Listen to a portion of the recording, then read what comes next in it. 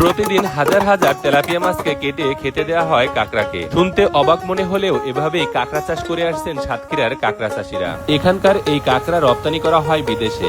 অনেক লাভজনক হওয়ায় দিন দিন বাড়ছে এই কাঁকড়া চাষের চাহিদা। তো দর্শক, এভাবে এই অভিনব পদ্ধতিতে কিভাবে কাঁকড়া চাষ করা হয় তার সম্পূর্ণ বিষয় তুলে ধরবো আজকের ভিডিওতে। ভিডিওটি না টেনে সম্পূর্ণ দেখতে থাকুন।